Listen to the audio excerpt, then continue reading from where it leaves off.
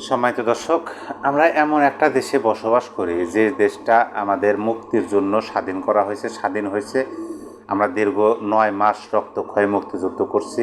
30 লক্ষ শহীদ হয়েছেন, 2 লক্ষ মা বোনের সম্ভ্রম হারাইছি আমরা, এবং আমাদের দীর্ঘ নির্যাতন নিপীড়নের হাত থেকে আমরা রক্ষা পাইছি। স্বাধীনভাবে আমরা বসবাস করি, স্বাধীনভাবে কথা বলি, স্বাধীনভাবে আমরা শ্বাস নেই।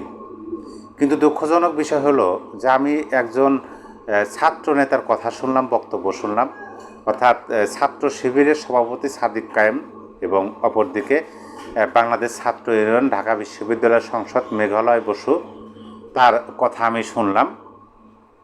দুজনের টকশো, এবং দুজনের টকশোটা আমি শুনলাম, দুজনে কথার যুদ্ধ চালিয়ে গেছেন, খুব ভালো লাগছে। কিন্তু সেখানে মেঘমল্লার বসু যে কথাটা বলছেন, বাংলাদেশ ছাত্র ইউনিয়নের সভাপতি, আমার কাছে বিষয়টা আমার বিবেককে নাড়িয়ে তুলছে এবং তার যুক্তিটা আমার কাছে মনে হয়েছে যে হ্যাঁ, এটা বাস্তবতা। এই প্রশ্নটা শুধু ছাত্র অঙ্গনে নয়, সারা বাংলাদেশব্যাপী রাজনৈতিক প্রতিটা মহলে ওঠা উচিত বলে আমি মনে করি। যেমন ধরেন, একটা ভূখণ্ড, যে ভূখণ্ডে ছিল হচ্ছে পরাধীন, অন্য একটা ভূখণ্ডের মানুষ এটাকে শাসন করত, নির্যাতন করত। এই ভূখণ্ডের মানুষদের তাদের ভাষার জন্য যুদ্ধ করা লাগছে। আমি যে ভাষায় কথা বলতেছি এটা হচ্ছে বাংলা ভাষা, আমার মাতৃভাষা। আমি মায়ের মুখ থেকে আমার এই ভাষাটা শিখছি। আর এই যে ভূখণ্ড, এই ভূখণ্ডটার আদিকাল থেকেই এই ভাষা প্রচলিত, মানে এই ভাষার মাধ্যমে আমরা আমাদের মনের ভাব, তথ্য আদান প্রদান করে থাকি। কিন্তু অন্য একটা ভূখণ্ডের মানুষ এসে হঠাৎ করে আমাদেরকে চাপিয়ে দেওয়া হলো যে তোমাদের মুখের ভাষা পরিবর্তন করতে হবে, কি এই পূর্ব পাকিস্তানের একমাত্র ভাষা হবে উর্দু, এরকম একটা কথা বললেন এবং চাপিয়ে দিলেন। যার প্রতিবাদে এই ঢাকা বিশ্ববিদ্যালয়ের শিক্ষার্থীরা রাজপথে নামলেন, আন্দোলন করলেন, যার কারণে সালাম, রফিক, জব্বার তারা প্রাণ দিলেন। তারা পাকিস্তানি বাহিনীদের অস্ত্রের মুখে বুকের তাজা রক্ত ঢেলে দিলেন। পরিশেষে আমাদেরই জয় হলো এবং আমাদের মাতৃভাষা তারা কেড়ে নিতে পারলো না, তারা পরাজয় বরণ করলো, আমাদের ভাষা বাংলায় থাকলো। তারপরে আমাদের কত কী হয়েছে, আমাদের শিক্ষা আন্দোলন করতে হয়েছে, আমাদের 6 দফা দিতে হয়েছে, আমাদের গণঅভ্যুত্থান, আরও অনেক কিছু। এই যে 47 থেকে 71 পর্যন্ত এই যে আমাদের দীর্ঘ লড়াই সংগ্রাম এবং আমাদের নির্যাতনের ইতিহাস, নিপীড়নের ইতিহাস, যারা অন্য একটা ভূখণ্ডের মানুষ আমাদেরকে এইভাবে কোণঠাসা করে রাখছে, তার পরিপ্রেক্ষিতে কিন্তু আমাদের 69-এ গণঅভ্যুত্থান হয়েছে। 70-এ সাধারণ নির্বাচনে আমাদের এই তখনকার সময় পূর্ব পাকিস্তানের মানুষ নৌকা মার্কায় ভোট দিয়ে বঙ্গবন্ধুকে জয়যুক্ত করছে, কিন্তু তারা ক্ষমতা হস্তান্তর করে নাই। পরিশেষে 1971 সালে আমাদের দীর্ঘ 9 মাস যুদ্ধ করা লাগছে। আমাদের 30 লক্ষ শহীদ, 3 লক্ষ মা বোনের সম্ভ্রম এবং আমাদের স্বাধীনতা। তারপরে আমরা একটা ভূখণ্ড পাইছি স্বাধীন, আমরা স্বাধীন একটা দেশ পাইছি, আমাদের একটা পতাকা হয়েছে, আমাদের একটা জাতীয় সঙ্গীত হয়েছে। মোট কথা আমরা স্বাধীন, বিশ্বের বুকে আমরা মাথা উঁচু করে চলতে লাগছিলাম যে আমরা বাঙালি, বীরের জাতি। আমরা নিরস্ত্র হয়েও সশস্ত্র বাহিনীর সাথে, মানে দেশের অভ্যন্তরে দেখেন, বিশ্বের ইতিহাসে এটা হচ্ছে একমাত্র দেশ, এই বাংলাদেশটা হচ্ছে একমাত্র দেশ যে দেশের মানুষ নিজেদের স্বাধীনতার জন্য নিজের দেশের অভ্যন্তরে যুদ্ধ করছে দীর্ঘ 9 মাস, এবং সেই যুদ্ধে এতগুলো মানুষ প্রাণ হারাইছে, এতগুলো মা বোন ইজ্জত হারাইছে, পরিশেষে তারা স্বাধীন হয়েছে। এরকম রাষ্ট্র একমাত্র আমাদের এই রাষ্ট্র, এই বাংলাদেশ।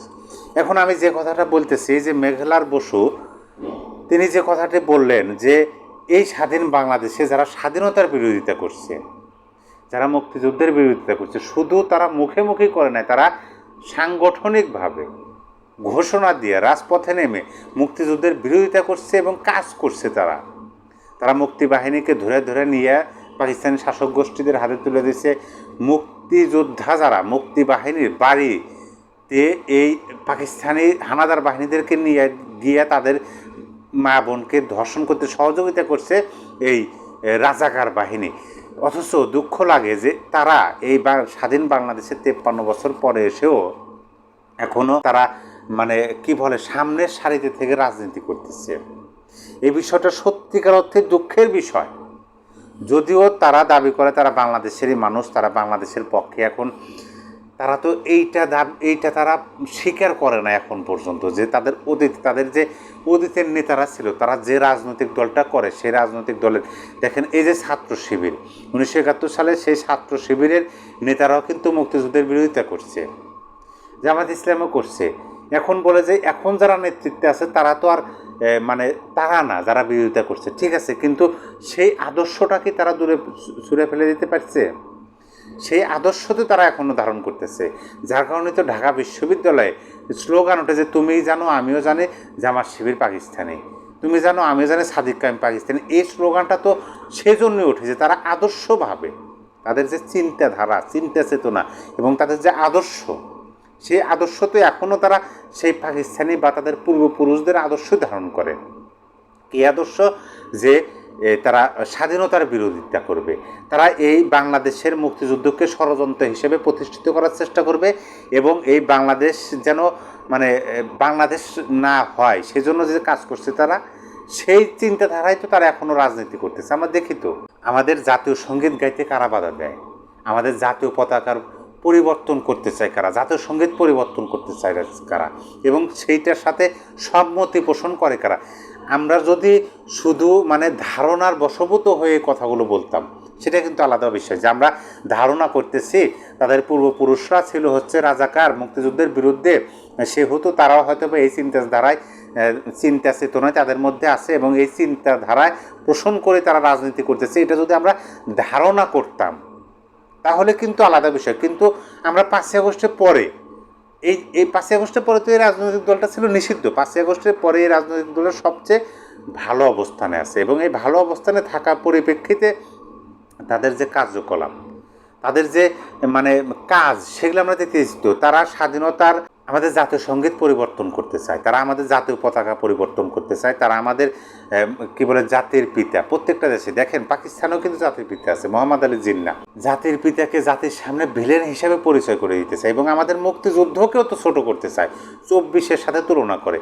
এই বিষয়গুলো দেখে কি এটা কি অনুমানের বিষয় আছে এখন? আর এটা তো আর অনুমানের বিষয় নয়, এটা এখন হয়ে গেছে মানে স্পষ্ট, একদম স্পষ্ট যে এরা স্বাধীনতা বিরোধী সেই চিন্তাধারায় এখনও রাজনীতি করতে চায়। সেই কথাটাই মেঘমল্লার বসু বলছেন যে আমাদের এটা দুঃখের বিষয়, আমাদের দুঃখ লাগে যে একটা স্বাধীন দেশের 53 বছর অতিক্রম হয়ে গেছে, সেই স্বাধীন দেশে স্বাধীনতা বিরোধী শক্তি মানে ফ্রন্ট পেজে তারা রাজনীতি করতেছে এবং তাদের কথায় এখন দেশ চলতেছে বলা হয়। কারণ সেই সাধারণ শিক্ষার্থী, মুক্তিযুদ্ধপন্থী প্রগতিশীল শিক্ষার্থী যারা আছেন ঢাকা বিশ্ববিদ্যালয়ে, তারা তো স্পষ্টভাবেই বলতেছেন যে ঢাকা বিশ্ববিদ্যালয়ের প্রশাসন পরিপূর্ণভাবে ছাত্র শিবির দ্বারা নিয়ন্ত্রিত হচ্ছে।